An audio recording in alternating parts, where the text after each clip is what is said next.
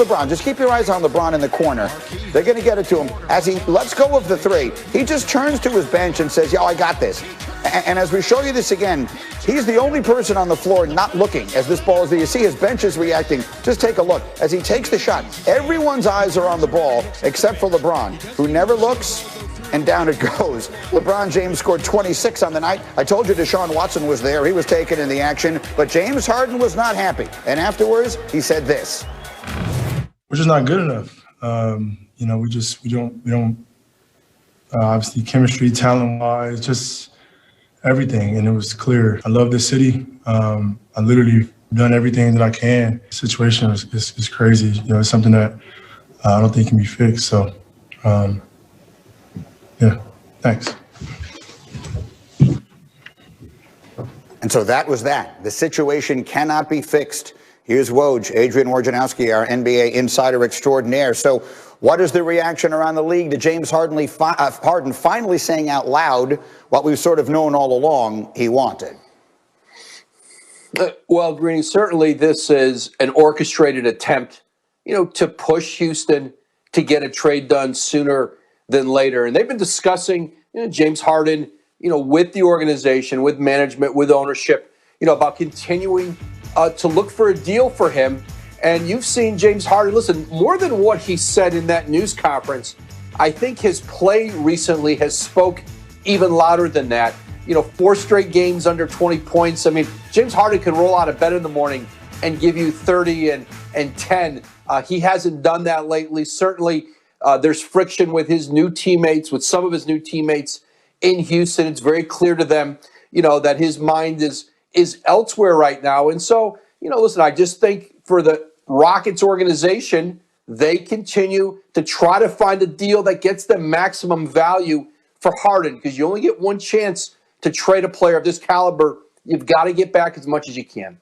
All right, so we opened today with 2 Houston superstars that are looking to move out of that city. Then the other story in the NBA we're following, of course, is the latest with Kyrie Irving and the video that circulated yesterday of him maskless at a party. He hasn't been with the team at all. This was a statement from the team's general manager, Sean Marks. Quote, "We are aware of a video on social media featuring Kyrie Irving at a family gathering. We are reviewing the circumstances with both Kyrie and the NBA in order to determine compliance with health and safety protocols. Kyrie will have the opportunity to address his absence when he is ready to do so." So I don't even know where to begin with this. Woj, where are we right now with the Nets and with Kyrie and any possibility of return? Well, we'll start here, Greeny, in terms of when he could return.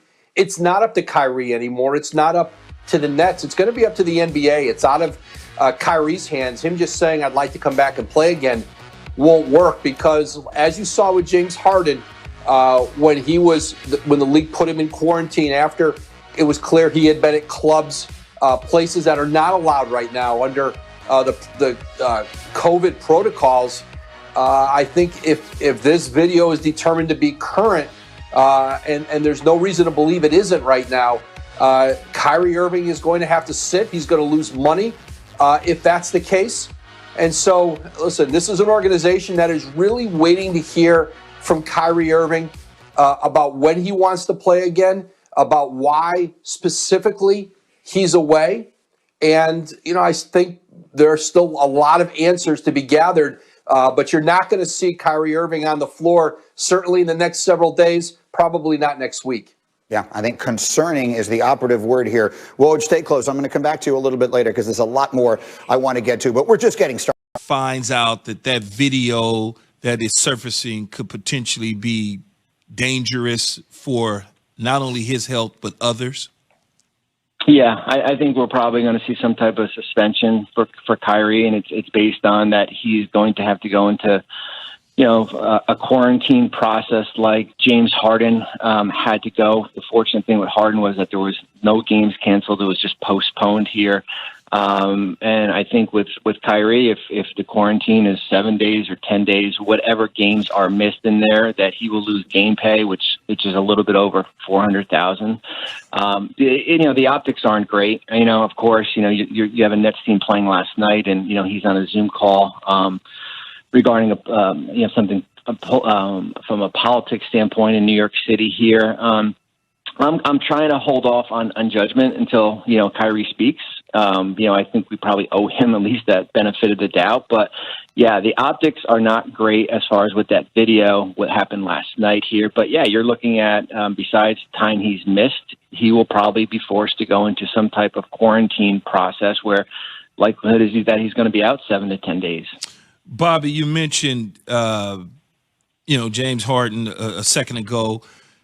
First time last night was the first time that we actually heard something come out of James's mouth alluding to the fact that he does not want to be in Houston, and he's done everything that he could possibly do to try and win there. But as he said, the team is just not very good. With that being said, what do you do as a former executive with a guy like James Harden that does not want to be there? What do you do?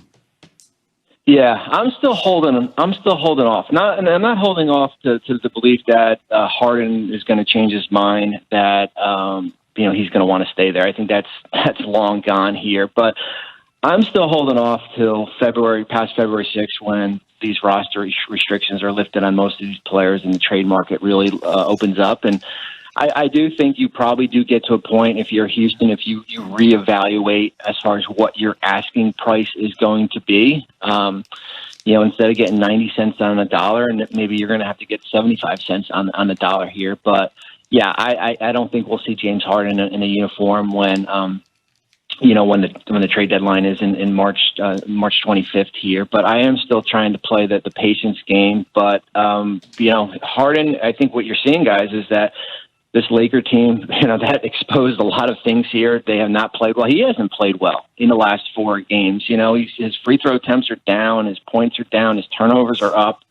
So it's going to be an interesting thing as far as what it reminds me a lot of. And I went through it in New Jersey with Vince Carter in Toronto, where Vince was not happy, did not play well, and then we got him in a trade in 2004, and he played really well for us. And if that's going to be the case here, but as I said, I'm playing the waiting game unless it's a complete disruption here, and I'm still looking for the best available trade package. March 25th. That seems like a long way away. But as we mentioned earlier this morning, you got to use all that time, do your due diligence to get the best possible deal you can. Double dip tonight on ESPN, including the Nets and the Knicks to start it out. Bobby, thank you very much. Thanks, guys. All right, Bob. And Jay, on that tip, we should be talking about the Nets and the Knicks. And I know the Knicks have stumbled a little bit lately, but they're playing better. What is their better. record now? I believe they're a little under 500. I think they're a 5-6 team at this point. They're struggling just a little bit. They were 5-3. We were putting them in the NBA Finals the other day. I told you. It's all right. It's okay. But we should be talking about, kind of a quasi-resurgent Knicks, talking about the Nets, who have great storylines. But, Jay, the only storyline around the Nets surrounds one person. It's Kyrie Irving. A couple of things. Number one, Key, you and I have both been to parties. We both hung out. We're gonna be real with the audience. If I had a party and I didn't want people to know that I had a party, with security, you're checking your phone at the front. No pictures allowed. It is mandated once you come into this party. If I do not want to be seen, you will not see me. Kyrie Irving wants to be seen. Don't get that twisted. He was actually on the Manhattan District Attorney's candidates, Zoom call last night. And what he does in the community is incredible. I think it's actually something that is not spoken about enough, about the money he gives back to the community, how he stands up for things like Black Lives Matter and things of that sort. But this is a major slap in the face to the Brooklyn Nets organization, beyond a slap in the face. When your owner doesn't know what's going on, when it hasn't been properly communicated, when your general manager doesn't know what's going on, when it hasn't been properly communicated, when there is potentially a call that you've had with your coach where it's just like, I'm having family issues. You owe that type of communication to an organization that is backing you. You owe that type of communication to your teammates so that when they lose games, and regardless of whether Kevin Durant plays well or not, the first question is going to be about where is Kyrie Irving. They can handle that correctly. The way this whole thing has played out, and I agree with Bobby Marks, there needs to be somewhat of a judgment that is a little bit reserved until you understand what is going on. But still, just the way everything has been handled has been so poor it's throwing the organization under the bus, and Kyrie is just going back and forth, back and forth. And Key is so disappointing to see for a team that has so much potential. We're not talking about on the court things that are happening with them. All the attention is focused on Kyrie Irving, and that's where it should not be. I don't know much about Kyrie other than the basketball player. I don't know him personally at all. I don't think I've ever even met him. But from the outside looking in, I would just say that who are the people around him, Jay? Like does he have a group of individuals, his management company, his agents, people that he pay money to that can get to him and try and get him to understand the consequences, the circumstances, the things that he's dealing with and how he's putting himself out there in the public for people to judge him? Where are those people at in his camp and in his corner in terms of the things that he does off the court? And you say he wants to be seen. I mean, I've done many things and continue to do many things off the field and off television. I'm not asking for people to validate that. I know what I did inside. What I would tell him is as long as he knows what it is that he's doing, that's all that matters. Don't get caught up in trying to, be seen out there because you're doing the things for Black Lives Matter and social justice. Okay, you should feel good about that. Don't get caught up in you're not getting enough attention and people don't respect you. As long as you respect yourself, that's the first and foremost thing. Is if you respect yourself, who gives a damn about what other people say and do? Who cares? I don't. But I mean, and I know what you're gonna say, Jay. Everybody ain't me, and I get it. No, I'm with you, Key. I understand it. I get it, but when you are at the pinnacle and the top in your profession, which he is, keep pushing, man. Just keep pushing. Well, I don't mind the pushing. And if you're sitting out because of what happened at the U.S. Capitol and that you actually want to create change, I'm actually okay with that, Key. I'm okay with that. But you have to communicate that to your franchise.